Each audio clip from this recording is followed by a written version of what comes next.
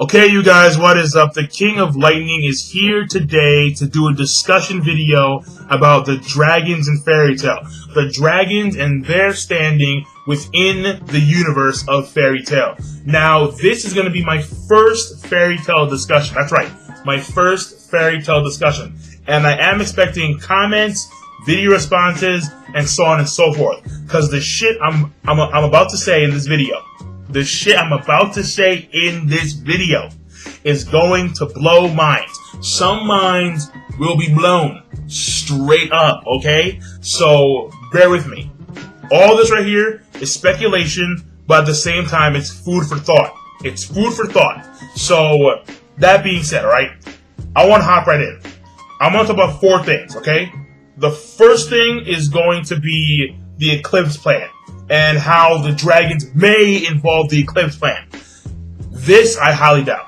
Okay? Yeah, I'll say it right now.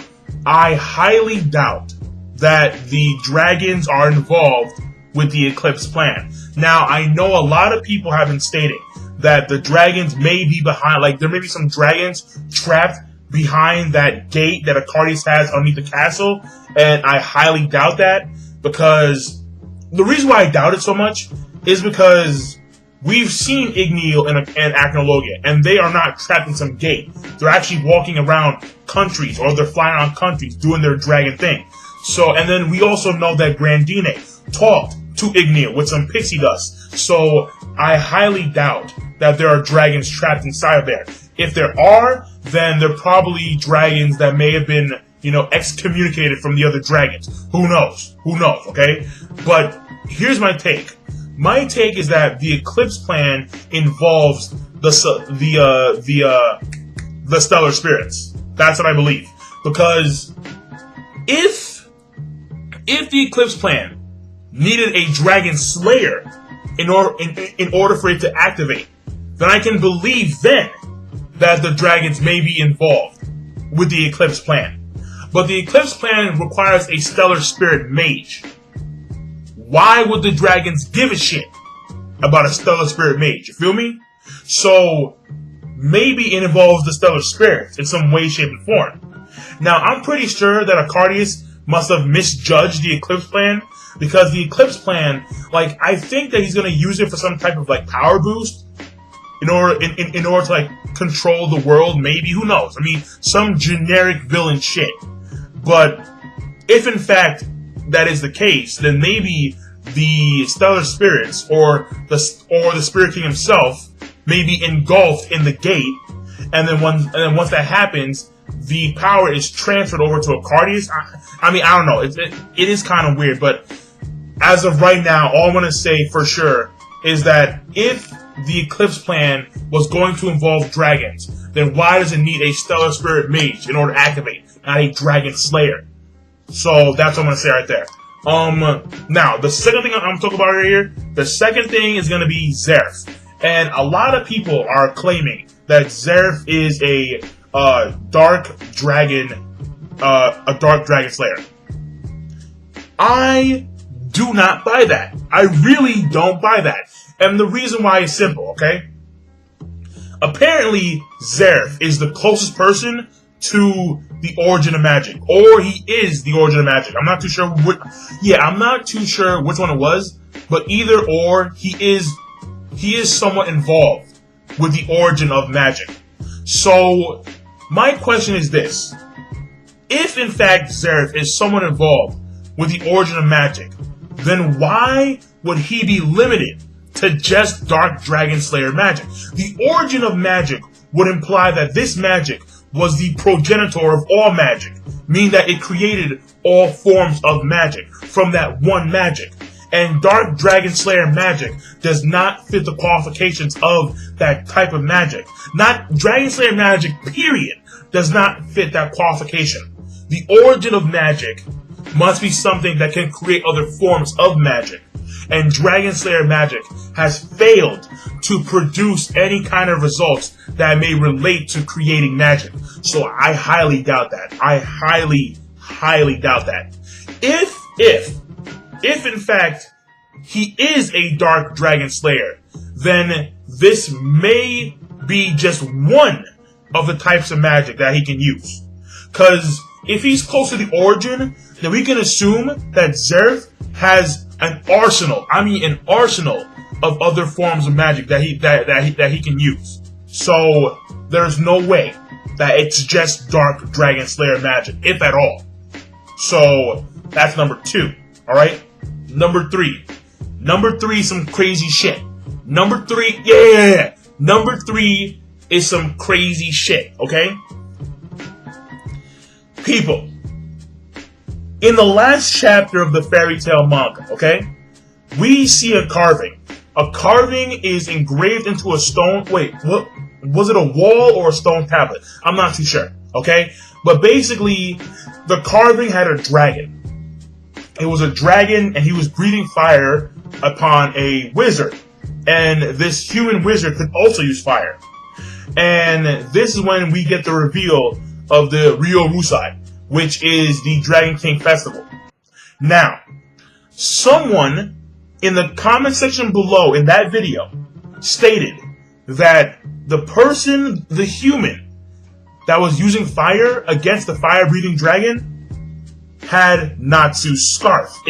He had Natsu's scarf, apparently. And it's kind of, it could be the scarf, it really could. It really could. It really could.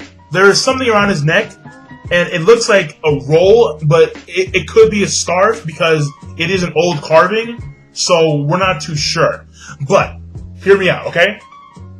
If, in fact, that scarf is Natsu's scarf, or if that neckwear is, in fact, Natsu's scarf, then maybe the person, the mage, who was wielding fire against the fire dragon is Natsu. Yeah. Yo, warp mind, okay? Now you're probably asking, why would Natsu be in a carving that's probably over 1,000 years plus? Well, here's the thing, okay? 3 things. Well, 3 or 4 things, okay? Number 1, Natsu has no idea who his parents are. None of the first generation Dragon Slayers have any idea who their parents are. Not Wendy, not Gajiel, not Natsu. They have no idea. None. Okay, that's number 1. Number 2, and this is key. If you remember, during the Laxus invasion arc, when he takes over Magnolia and does that competition and so on and so forth, we know that Siegfried encased Makarov in a word barrier, and only people who were below the age of 80 could leave that barrier. Natsu and Gajiel could not leave that barrier. Why? You have to think about it. Why couldn't Natsu and Gajiel leave the barrier? This implies that Natsu and Gajiel are at least over 80 years old. That's kind of strange. That's key. The third thing. When a Dragon Slayer gets enough magical power, and when they get really pissed off, we see them form scales on their face. On their body, on their face, they actually form scales. This is number 3, okay? And the last thing, I believe, actually no, we'll leave it there. I forgot what number 4 was, but we'll leave it there, right? Now, this is crazy, okay? What if, and all speculation, what if the dragons and the Dragon Slayers are connected in some way, shape, and form as a means of rebirth? Think about it. Why would a dragon teach a random human Dragon Slayer magic off the blue just because he got lost in the forest? And also, you have to consider that Dragon Slayer magic is supposed to slay dragons. So why would a dragon teach a human magic? Well, what if at some point the humans who use Dragon Slayer magic become dragons? What if Natsu, Gaju, Wendy actually at some point become dragons themselves once they're older or at a certain stage of magical growth? This would imply the scales, how the scales always form around them when they get pissed off. Maybe that is a stage in their evolution to gain the power of an actual dragon, to become a dragon. Maybe once Natsu becomes a dragon, maybe Igneel, who was also a dragon, reverts back into human form. So I can also imply that the human in the carving is Igneel, while the dragon in the carving is Natsu. Yo, people, you have to understand. There's a reason as to why, and think about it. All we know from Natsu's past is that one day he was like the only thing he remembers is that he had no parents and Igneel was his father. That's the only thing he remembers. He has no idea how he got there. He has no idea how he was born. All he knows is that bam, he remembers Igneel and that's it. And that's it. He has no idea who his parents were. Maybe his parents was Igneel. That's also another possibility, okay? The fact that, because we have no idea how dragons actually, how they reproduce. Maybe dragons, when they give birth to actual humans. And then those humans those humans contain the power of a dragon slayer. And maybe, just maybe, at some point in their lives, they transform into full-blown dragons. Who knows? But it is a possibility. You have to consider, why is Natsu considered over 80 plus years old? There is no explanation for that. I am giving you one right now. That is super far-fetched, but it is possible. Maybe there is a recycle thing where, like when Natsu gains the experience of power, he becomes a dragon, and then Igneel reverts back to a human, and then the cycle continues over and over again. I don't know why. It could have been orders handed down from the Dragon King himself, because the Dragon King may want to sustain the knowledge of the dragons. Who knows? Who knows? I mean, they could be a dying out species. Who knows? We don't know. Or it could be that the dragons give birth to humans, and then the humans, when they grow older and they learn the true essence of Dragon Slayer magic, they themselves become dragons. Which would imply that the festival may have been a catalyst for humans to transform into dragons. Yeah! It's crazy. I know it's crazy, but it is a possibility. It's far-fetched. It's super out there, but it is a possibility. You have to wonder, why are Gajeel considered to be at least 80 plus years old? At least. Alright? I mean, I highly doubt that for 70 years, they were kids, and then 10 years ago, or correction, now it's 17 yet. So 17 years ago, they started to grow and develop. I highly, highly doubt that. There has to be a legitimate reason. Natsu wasn't a kid for 70 years old. I mean, he wasn't a kid for 70 years. So, yeah. It's either a recycle and rebirth, like a reincarnation process, or it's that the dragons, they give birth to humans and then they become dragons later on. So, it is a possibility. You have to consider, why is it that these people are even taught Dragon Slayer magic in the first place? Why would a dragon want to do that to its own kind and train these people in the art to actually kill a dragon? Well, I mean, I'm just saying, it is a possibility. It is. Now, the last point I want to get into, number 4, is the Dragon King, okay? The Dragon King, this motherfucker, first of all, we already know he's hacked. We already know that the Dragon King is probably hacked as shit. But what I do know is that the Dragon King, the 2 times he was mentioned, okay? The first time, there was a feast. The second time, it was a festival, okay? Now, the Dragon King, The Dragon King is the king of all dragons. This may hint at him being the progenitor of all the dragons, meaning that he himself created all the dragons that exist in the world of fairy tale. This may hint at the dragon, the king of dragons, being the origin of magic. I'm just saying. That is, again, another possibility.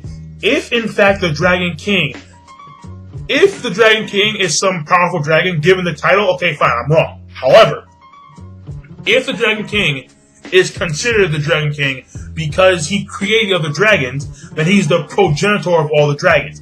Meaning that he either knows about the origin of magic, or he himself is the origin of magic.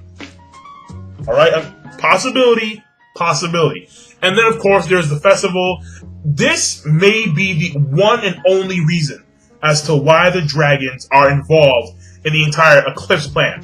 Because we do know that the games themselves were called the Rio Rusai, or the Dragon King Festival. So maybe once the Eclipse is active, and the dragons come in there for some weird reason, and then they fucking party. You know, like, I don't know.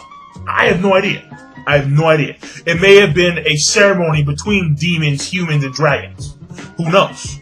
So, with that being said, alright, that right there is my discussion video for you guys out there. Number 1, Eclipse Plan. Number 2, Zeref. Number 3, crazy shit, reincarnation, rebirth, transform the dragons. Number 4, the Dragon King. The Dragon King right now, I think it's a hot topic, okay? Because the Dragon King may be inside of that gate, and if the Eclipse Plan is active, maybe the dragon, because the way it could work is that if in fact a stellar spirit mage can summon things, like we know how they can summon stellar spirits, well, maybe this Eclipse Plan uses their life magic or life energy, and they summon the creature that comes out of the gate. If in fact it is a creature, we don't know. The Eclipse Plan right now is so fucking vague. It is super fucking vague. Maybe the Eclipse Plan took place during the same time the dragons disappeared because their Dragon King was trapped inside the gate during the last eclipse by some unknown force. Who knows? Who fucking knows? Very vague shit. Who knows? But that being said, give me your thoughts on this discussion video. I know a lot of the shit is far-fetched, but you have to, like the dragons have pretty mysterious, at the same time important standing in the world of fairy tale. Even though Natsu, over the course of his, anime career, kind of forgot that he had a dragon father, and he's been doing fairy tale dumb shit for the past, I have no idea how long. Still, the dragons are still important. So, that being said, the King of Lightning, and I'll see you guys later. Rate, comment, subscribe. Peace. Have a nice day.